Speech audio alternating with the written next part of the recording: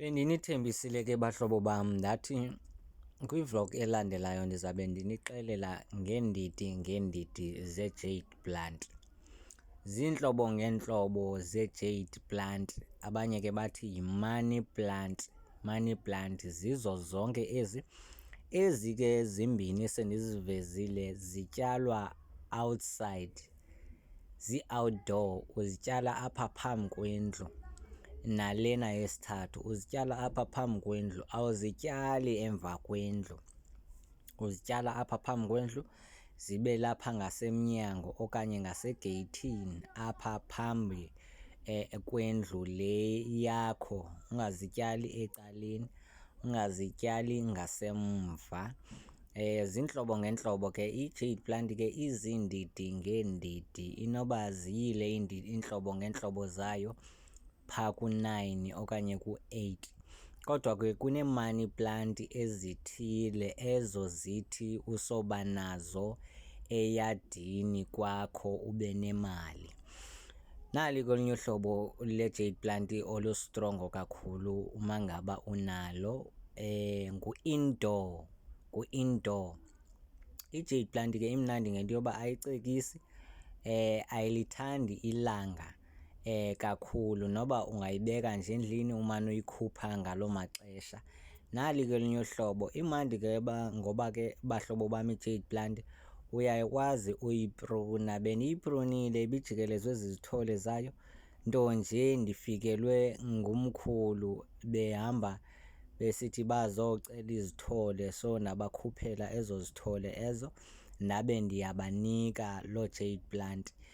I-jade plant ke imnandi ngoba yonke intlobo ye-jade plant uma ngabe ubuyiprunile uyakwazi ukuba unqothule kwalapha kuyo isebe lingenangcambu, ulifake emanzini kuphume ingcambu.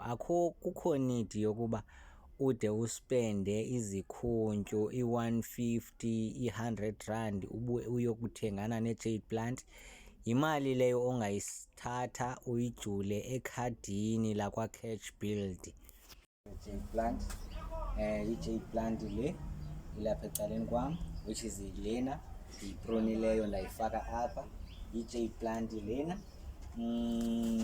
nazi ke ezinye sendizifotile zizonke, ndazibe ndiyazifaka apha kwi-vlog. I-jade plant ke ayisokolisi, akho need yobe uspenda mali uthenga i-jade plant. Uba unaye umntu one-jade plant uthatha nje ngokhatha ufake emanzini. Ufaka kwakho emanzini zonke iintlobo ngeentlobo ze-jade plant ezindizivezileyo apha kule vlog ziyaziphumela ngokunokokwazo iingcambu. I-jade plant le njengoba ndiyifake kanje kulaa manzi izawuziphumela ngokunokokwayo iingcambu. I-jade plant ke iluncedo kakhulu. Uma ngaba uyityala i-jade plant yakho, faka umhlaba abe yihafu, ufake ii-coins ezimhlophe eziyi-10, ogqiba ufake umhlaba apha ngaphezulu, uthi sasa i-brown sugar ne-cinnamon.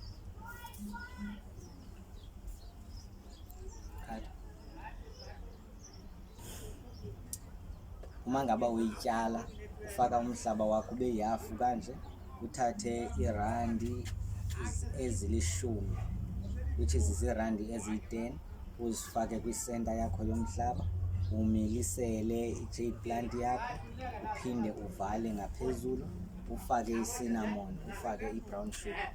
Kanti ke likhona nelinye uhlobo, ufumana nje i-R10 edibeneyo liphepha, ibe zii-coins, ibe ngumkhokha, ibe yi-cinnamon, ibe yi-brown sugar.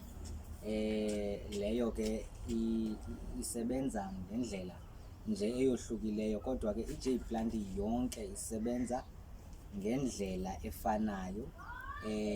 Asoze ke kakhulu ube broke tu uma ngaba unesi sihlahla. Esi sihlahla esi siluncedo kakhulu. Esi sihlahla ke asikhiqizi mali, asizali mali.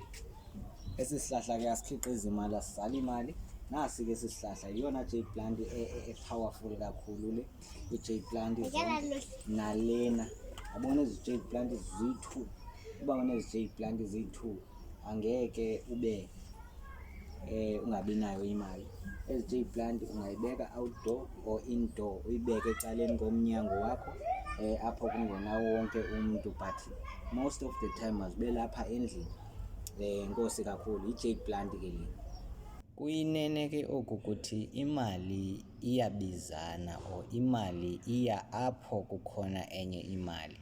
Khawuzifundise man ukuthi ka unemali ezi-coins emhlophe ube neglass apho uzawumane ubeka khona imali, ingakupheleli imali endlini iphele tu. Iba neglasi nje apho uzawumane ujula khona imali. Uphinde imali emdaka sukuyigcina kakhulu imali emdaka kwi-wallet yakho okanye esipajini sakho. Mayingahlali imali emdaka kwi-wallet yakho. I-wallet yakho mayingabi empty, mayibe nayo imali engumgcini sipaji.